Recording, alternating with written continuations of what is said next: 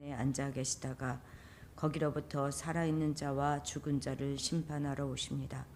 나는 성령을 믿으며 거룩한 공교회와 성도의 교제와 죄를 용서받는 것과 몸의 부활과 영생을 믿습니다. 아멘. 찬송가 360장 함께 찬송하시겠습니다.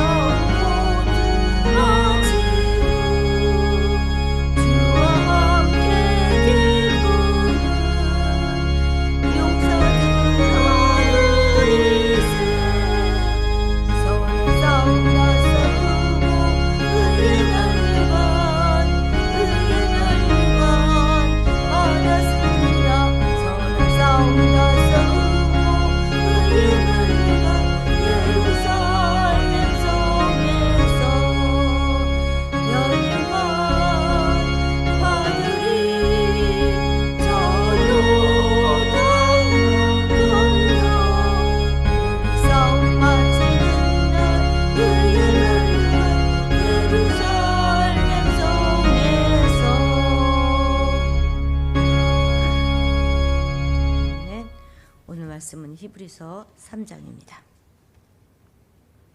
히브리서 3장 7절부터 19절까지 한 절씩 교독하겠습니다. 히브리서 3장 7절부터 제가 먼저 읽습니다. 그러므로 성령이 이르신 바와 같이 오늘 너희가 그의 음성을 듣거든 광야에서 시험하던 날에 고약하던 것 같이 너희 마음을 완고하게 하지 말라.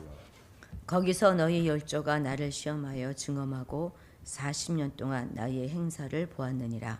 그러므로 내가 이 세대에게 노하여 이르기를 그들이 항상 마음이 미혹되어 내 길을 알지 못하는구나 하였고 내가 노하여 맹세한 바와 같이 그들은 내 안식에 들어오지 못하리라 하였느니라.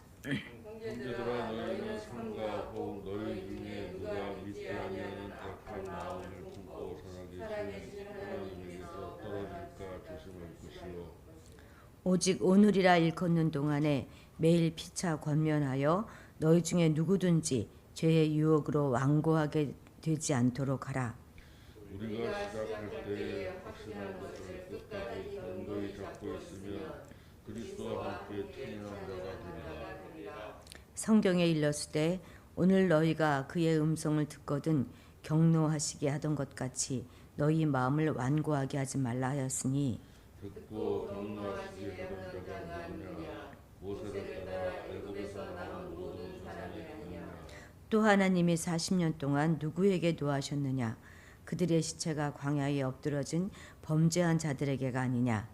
또 하나님이 누구에게 맹세하사 그의 안식에 들어오지 못하리라 하셨느냐 곧 순종하지 아니하는 자들에게 하느냐. 함께 읽습니다. 이러보건대 그들이 믿지 아니함으로 능히 들어가지 못한 것이라. 아멘. 히브리서가 조금 어렵죠. 먼저 히브리서는 기독론이다. 예수님에 대한 변증을 하는 것이다. 이 생각을 먼저 머리에 넣고 있으면 조금 그래도 이해하기가 쉬울 것입니다.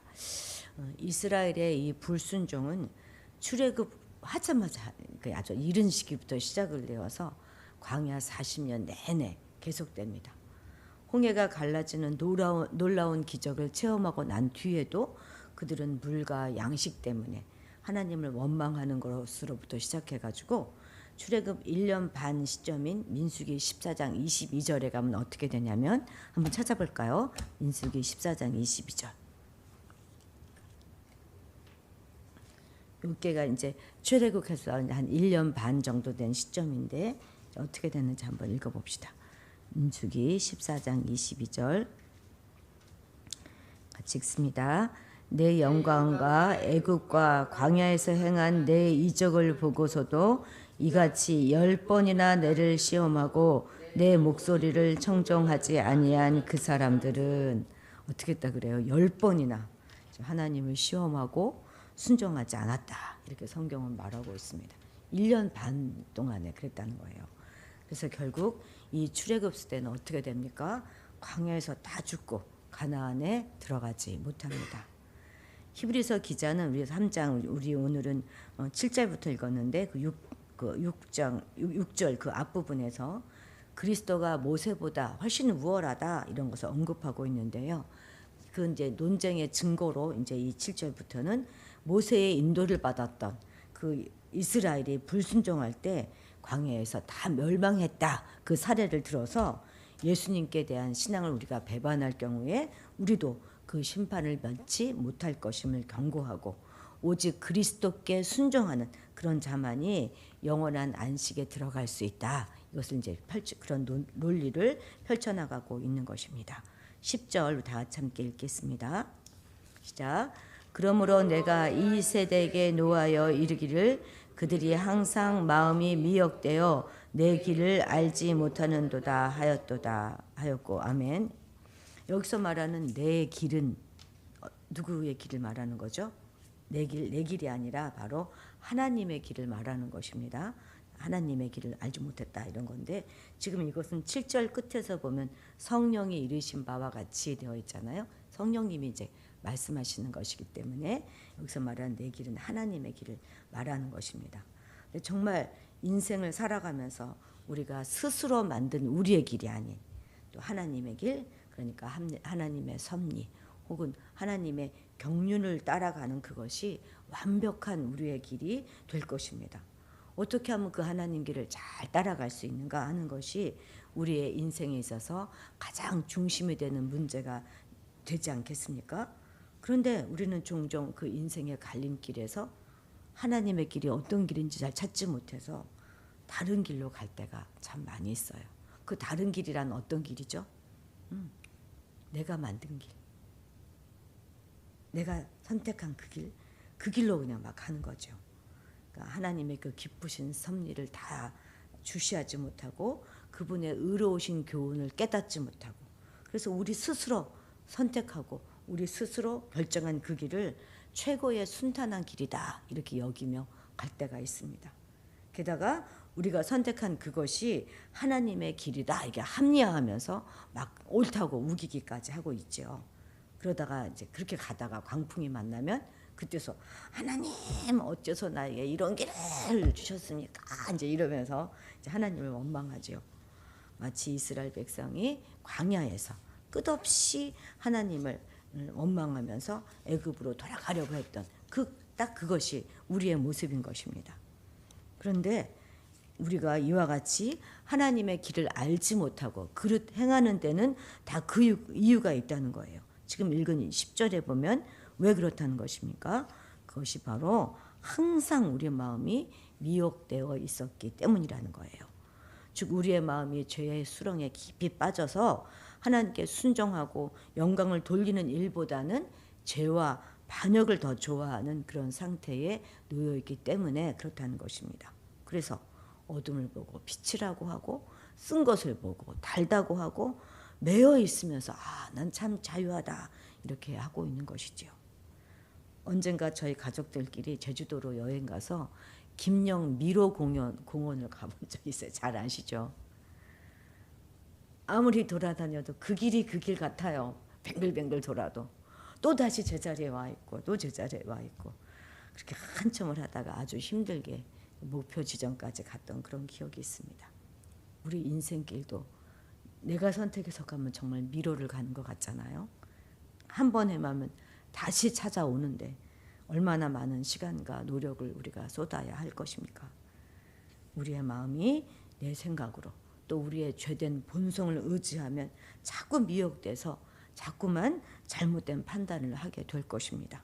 그러니까 죄로 인해 마음의 눈이 어두워진 우리는 하나님의 참된 길이 어딘 것인가 절대 전혀 분간하지 못하고 우리의 자신이 정한 일이 주님께 복종하는 것보다 훨씬 낫다 이렇게 착각하게 되는 것입니다. 그렇기 때문에 우리는 결코 우리의 마음이 죄로 인해서 그렇게 미혹되지 않도록 무방비 상태로 노출되지 않도록 늘 조심해야 할 것입니다. 그럼 어떻게 하면 되나요? 다른 방법 없어요. 딱 한 가지밖에 없는 것입니다. 우리가 늘 주님의 말씀과 기도로 우리 마음을 잘 무장하는 것, 그것뿐이 없는 것입니다. 우리 인생의 나침판 되시는 하나님의 말씀으로 돌아가야 할 것입니다. 기도하면서 주님께 바른 길을 알려달라고 늘 매달려야 할 것입니다. 그렇게 늘 말씀과 기도로 무장하여서 어떠한 간교한 죄악이 우리의 마음을 미혹하려 할지라도 당당히 물리쳐 승리하는 인생을 사시기를 바랍니다. 15절에서 18절까지 좀 길지만 같이 한번 읽겠습니다. 성경에 일렀으되 오늘 너희가 그의 음성을 듣거든 경노하시게 하던 것 같이 너희 마음을 완고하게 하지 말라 하였으니 듣고 경노하시게 하던 자가 누구냐? 모세를 따라 애굽에서 나온 사람이 아니냐? 또 하나님이 40년 동안 누구에게 노하셨느냐? 그들의 시체가 광야에 엎드러진 범죄자들에게가 아니냐? 또 하나님이 누구에게 맹세하사 그의 안식에 들어오지 못하리라 하셨느냐? 곧 순종하지 아니한 자들에게가 아니냐? 출애굽 1세대 이스라엘 백성들은 하나님의 음성을 듣고도 오히려 마음을 강팍하게 하여서 불순종함으로써 하나님을 경노하게 하였고 그 결과 어떻게 되었습니까? 그들은 모두 하나님의 노하심을 받아서 광야에서 죽임을 당함으로 해요. 그분의 안식에 들어가지 못하였다 이렇게 이야기하고 있습니다. 이스라엘 백성이 어떤 자들입니까? 그들은 하나님의 백성으로 선택된 자들로서 하나님께 순종하기로 언약하였던 자들이에요. 더욱이 그들은 광야에 40년 동안 늘 하나님의 인도하심과 도우심을 체험했던 그런 자들입니다. 그럼에도 불구하고 그분께 반역을 일삼았어요. 성경은 이러한 자들을 가리켜서 심히 패역한 세대여 진실이 없는 자식이다, 자녀다 이렇게 말하고 있습니다. 그런데 이건 우리 성도들도 마찬가지 아닙니까? 우리도 이미 주님의 은혜로 구원의 축복을 받았을 뿐만 아니라 현재의 이 삶 가운데서도 늘 하나님의 인도하심과 도우심을 체험하면서 살아가고 있어요. 그럼에도 불구하고 예나 지금이나 하나님의 은혜는 변함이 없건만 우리는 참으로 변덕스러운 존재라는 것을 인정하지 않을 수 없습니다. 그래서 우리도 얼마든지 하나님의 선민 이스라엘이 그렇게 했던 것처럼 우리 역시 주님을 불신하고 반역할 수 있는 가능성이 늘 있는 자들이에요. 마음이 교만하여져서 하나님을 도무지 경외할 줄 모르고 그냥 제멋대로 살 가능성도 얼마든지 있습니다. 우리가 여러 공동체를 통해서 이런저런 사람들을 만나서 이렇게 대화할 경우가 종종 있잖아요. 그러면 의외로 예전에 참 내가 그래도 열심히 믿음 생활을 했었습니다. 뭐 내가 방언도 했고 뭐 어쩌고 그랬습니다. 그런데 지금 하나님께로부터 멀리 떨어져 있는 사람들을 의외로 만나는 경우가 많아요. 그런데 그들만 그런 것이 아니라 우리 역시도 얼마든지 그럴 수 있는 사람입니다. 결코 그것이 남의 일이 아닌 것이죠. 그렇기 때문에 우리 성도들은 언제나 우리 자신의 믿음을 되돌아봐야 하는 것입니다. 우리는 한참 힘을 내어 경주하고 나아가다가도 형제의 내 모습과 또 내가 달려온 그 길들을 되돌아볼 줄 알아야 하는 것입니다. 이스라엘 백성들은 그렇게 못했어요. 미련하게 그냥 늘 앞만 보고 달려간 자들입니다. 그들이 앞서 시련과 고통을 닥쳐올 때 그들은 지난 많은 시간들을 되돌아봐야만 했습니다. 그 많은 시간 동안 하나님이 어떻게 우리를 도우셨는가, 하나님이 어떻게 우리와 함께 하셨는가, 그것을 되돌아봐야 했어요. 그러나 그들은 돌아보지 않았습니다. 진실로 이전에 나약했던 신앙, 그럼에도 불구하고 함께 하셨던 그 자비로운 하나님에 대해서 되돌아볼 줄 알았다면 그처럼 어린아이 같은 유약한 신앙에 머물지는 않았을 것입니다. 누구든 자신은 믿음 위에 난 똑바로 서 있고 하나님으로부터 가장 사랑받는 그런 나는 하나님의 백성이야, 이렇게 자만한다면 이것은 곧 자신을 속이는 일이 될 것입니다. 왜냐하면 우리는 누구나 주님 앞에서 연약한 자들이고 그리고 늘 불신앙을 일삼을 수 있는 자들이기 때문에 그렇습니다. 우리가 살다 보면 스스로 기도를 참 많이 하고 있다 이렇게 자부하는 사람들이 참 어이없이 무너지고 주변에 있는 사람들에게 상처를 주는 그런 일들을 많이 또 우리도 경험하지 않아요? 누구보다도 나는 참 믿음이 좋아 이렇게 큰 소리 치는 사람들의 교만 또한 우리를 참 힘들게 합니다. 우리는 그렇기 때문에 언제나 우리 자신의 믿음을 되돌아보고 또 점검하고 점검해야 하는 것입니다. 특히 그래도 조금 남들보다 나는 좀 기도 생활 좀 더 많이 해 이렇게 생각하는 우리 같은 사람들이 더욱 점검하고 또 점검해야 하는 것이에요. 그렇지 않으면 저 광야에서 처절하게 죽음을 맞이하여 끝내 하나님의 안식에 들어가지 못한 이스라엘 백성들 같이 우리들 역시 하나님의 안식에 들어가지 못할 수도 있다는 거 우리는 꼭 기억해야 할 것입니다. 그래서 성경은 뭐라고 말합니까? 선줄로 생각하는 자는 넘어질까 조심해야 하는 것입니다. 부디 언제나 자신을 반성하고 성찰함으로써 성숙된 그리스도인들로 자라나시기를 간절히 소망합니다. 기도하시겠습니다. 하나님의 선민 이스라엘도 그들의 마음을 강팍하게 함으로 하나님을 경노하게 하여서 광야에서 죽임을 당했던 그것을 우리로 하여금 잊지 말게 하옵소서.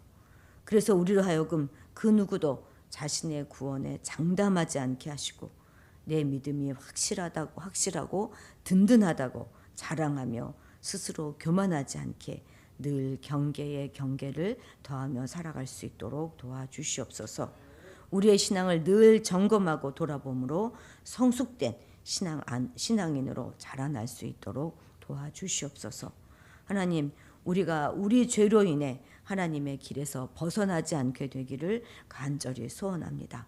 스스로 선택하고 결정한 그 길을 하나님의 길이라 착각하지 않도록 도와주시옵소서.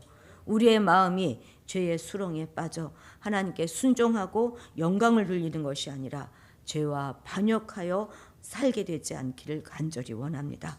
늘 기도와 말씀으로 하나님의 뜻을 분별하고 그렇게 찾게 하시고 하나님이 허락하신 하나님의 그 길을 당당하게 걸어가는 우리가 되게 하옵소서. 감사드리며 예수님의 이름으로 기도드렸습니다.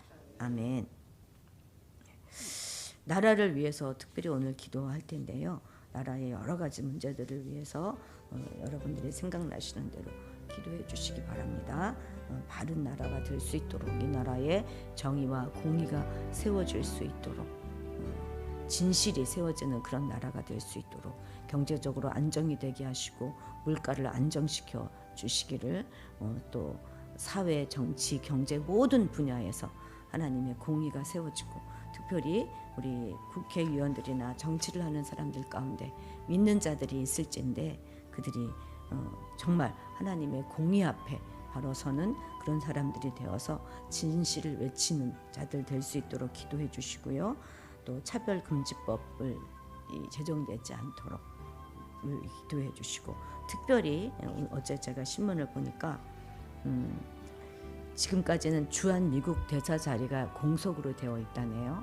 그런데 이제 2주 후면 채워져서 이제 필립 골드버그 신임 주한 미군 대사가 다음 달 10일이면 한국에 온다고 합니다. 근데 부인이 없어요. 누구와 함께 오냐면 동성 파트너랑 같이 온다고 합니다. 이 사람은 골드버그 대사는 동성애자라는 사실을 스스로 커밍아웃한 그런 외교관이라고 합니다. 근데 이제 지금 미국의 이게 메시지인 거예요. 그렇게 너희들도 동성애에 대해서 문을 열어라 이렇게 하는 이제 그런 메시지가 되는 것입니다. 항상 이제 통상 배우자를 포함한 가족과 함께 미국 그 국무부 안에서도 취임 선서를 하는데 이분만큼은 그냥 혼자 취임 선서를 했다고 해요. 한미 동맹을 중시하는 우리 보수 정부에서 또 우리가 중시할 수밖에 없는데 미국이 던진 이 성소수자 문제는 정말 우리가 풀기 어려운 그런 문제가 될 것입니다. 하나님 도와주셔서 미국이 전 세계에 하나님을 대적하는 사상이나 이념이나 그런 죄악을 퍼뜨리는 나라가 되지 않게 도와주시옵소서. 청교도들이 건립한 그 미국 나라 아니겠습니까? 그 나라가 기독교 국가로서 전 세계에 복음과 하나님의 사랑에 전파하게 하여 주십시오. 이렇게 기도해 주시고, 미국이 어떤 나라입니까? 전 세계로 선교사를 파송했던 나라인데 그 신앙을 회복할 수 있도록, 청교도의 신앙을 회복할 수 있도록 기도해 주시고, 한국 교회가 새로 부임한 이 동성애자 미국 대사를 위해서 정말 한국 교회가 기도해야 될 것입니다. 그래서 이 주한 미국 대사가 동성애로부터 돌아서게 하시고 거룩의 옷을 입고 바른 외교 활동을 하는 자로 세워지게 하시옵소서 기도하시고, 그 영향에서 우리나라가 벗어날 수 있도록 기도해 주시기 바랍니다. 교회를 위한 기도 부탁드립니다. 우리 교회가 진리 위에 바로 세워진 건강한 교회가 될 수 있도록 기도해 주십시오. 우리가 처음 마음 먹었던 그 초심을 잃지 말고 오직 하나님의 영광만을 위하는 교회가 되게 해주십시오. 믿음의 건강한 다음 세대를 세움으로 이들이 우리나라와 또 전 세계에 세워지는 기독교 리더를 길러내게 하게 하옵소서 기도해 주시고, 또 교회의 확장을 위해서 우리가 이제 본격적으로 좀 기도를 해야 될 것 같습니다. 여러 가지 많은 생각들이 있는데 그 중에서 좋은 방법을 찾을 수 있도록 기도해 주시기 바라고, 여름 수련회 기도해 주시고, 가을 음악회가 이제 9월 중순으로 결정이 된 것 같아요. 그 가을 음악회를 위해서도 기도해 주시기 바랍니다. 그리고 어저께 새로 오신 이건우 집사님, 김소망 권사님을 위해 기도해 주시고요. 또 정민경 성도님, 그리고 정나연 어린이 그분들을 위해서도 우리 기도해 주시기 바랍니다. 우리 주님의 이름을 크게 부르고 기도의 자리로 나아가도록 합시다. 주여!